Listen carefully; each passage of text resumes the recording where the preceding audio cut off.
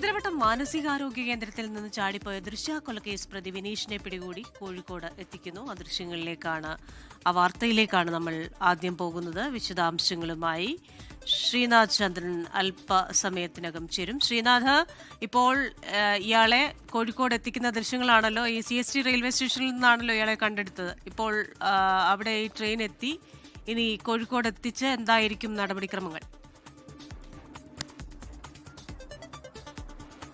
Christina, ഇപ്പോഴാണ് പൂനെയിൽ നിന്നുള്ള Duronto express, Pune Ernakulam Duronto express Kozhikode railway സ്റ്റേഷനിലേക്ക് എത്തിയത്. ഈ ട്രെയിനിലാണ് പ്രതിയുമായി പോലീസ് വരുന്നതെന്ന് അറിയിച്ചിട്ടുണ്ട്. ഇതിൽ ദൃശ്യങ്ങളിൽ നമുക്ക് പ്രതിയെ കാണാം. വിനീഷ് വിനോദ് എന്ന കൊടും ക്രൂരനായ ആ പ്രതി, അദ്ദേഹം കുതിരവട്ടം മാനസികാരോഗ്യ കേന്ദ്രത്തിൽ ചികിത്സയിൽ കഴിയുന്നതിനിടെയാണ് അവിടെ നിന്ന് ശുചിമുറി തുറന്ന് പുറത്തേക്ക് പോയി രക്ഷപ്പെട്ട് പോവുകയും ചെയ്തത്.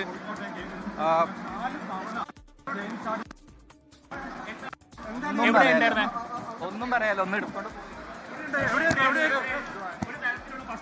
ഒന്ന് മാറ്റടേ എടുത്ത്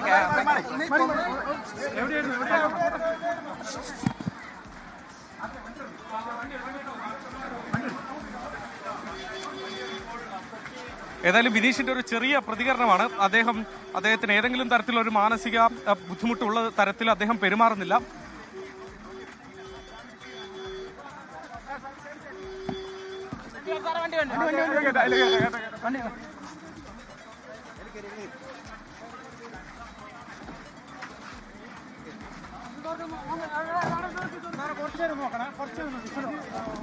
ഏതായാലും പശ്ചാത്താപമുണ്ടോ എന്ന ചോദ്യമാണ് വിനീഷിനോട് ചോദിച്ചത്. അദ്ദേഹത്തിന് യാതൊരു തരം പശ്ചാത്താപം ഉള്ള തരത്തിലൊരു പ്രതികരണം അദ്ദേഹത്തിന്റെ ഭാഗത്ത് നിന്ന് ഉണ്ടായിട്ടില്ല. ഇപ്പോൾ അദ്ദേഹത്തെ ഇവിടെ നിന്ന് ഈ പ്രതിയുമായി പോലീസ് സംഘം റെയിൽവേ സ്റ്റേഷനിൽ നിന്ന് മടങ്ങാൻ വേണ്ടി പോകുന്നു.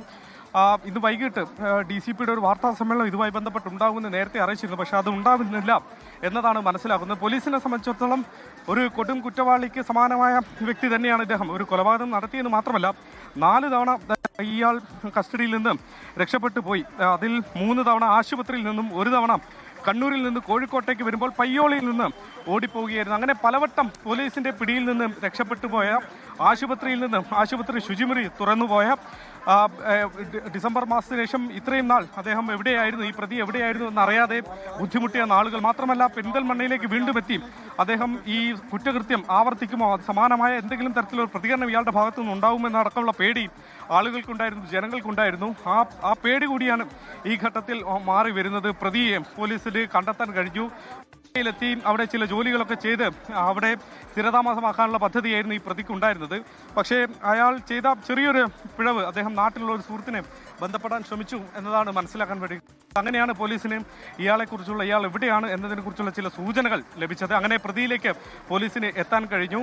റെയിൽവേ ോടെ മുംബൈയിലെ CST railway station Chhatrapati Shivaji Maharaj ടെർമിനസിൽ നിന്നാണ് പ്രതിയെ പിടികൂടിയത്. ഇപ്പോൾ ട്രെയിനിൽ തന്നെ കേരളത്തിലേക്ക് പ്രതിയെ എത്തിക്കുകയും ചെയ്തു. ഇപ്പോൾ പ്രതിയുമായി പോലീസ് സംഘം മടങ്ങുന്ന കാഴ്ചയാണ് കാണാൻ വേണ്ടി കഴിയുന്നത്. ഏറെ പണിപ്പെട്ടാണ് ഈ പ്രതിയെ ഇവിടെ നിന്ന് ഇപ്പോൾ മാറ്റിയിരിക്കുന്നത്. വലിയൊരു സംഘം പോലീസ് ഈ പ്രതിയെ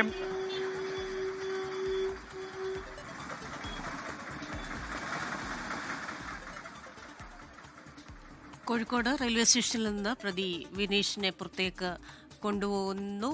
പോലീസ് വാഹനത്തിൽ പുറത്തേക്ക് കൊണ്ടുപോകുന്ന ദൃശ്യങ്ങളാണ് പ്രേക്ഷകർ കാണുന്നത്. പലതവണ ജയിൽ ചാടി, ഒപ്പം തന്നെ നമുക്ക് ഒന്നും ഊഹിക്കാൻ പറ്റാത്ത രീതിയിലാണ് വെള്ളം കുടിക്കാൻ കൊടുത്ത ഗ്ലാസ് കൊണ്ട് ടൈലിളക്കി മാറ്റി. വലിയൊരു ആസൂത്രണത്തിന് ശേഷം ഡിസംബർ 29, 2025 ഡിസംബർ 29 ജയിൽ ചാടുന്നത്.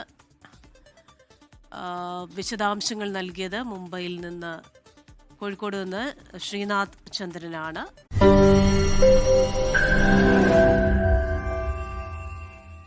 ലോകത്തെവിടെയായാലും ഏത് സമയത്തും 24 വാർത്തകളും ഓഗ്മെന്റഡ് റിയാലിറ്റി പാക്കേജുകളും എക്സ്പ്ലെയിനറുകളും വിശദമായി കാണാൻ ഞങ്ങളുടെ YouTube ചാനൽ നിങ്ങൾക്ക് സബ്സ്ക്രൈബ് ചെയ്യാം.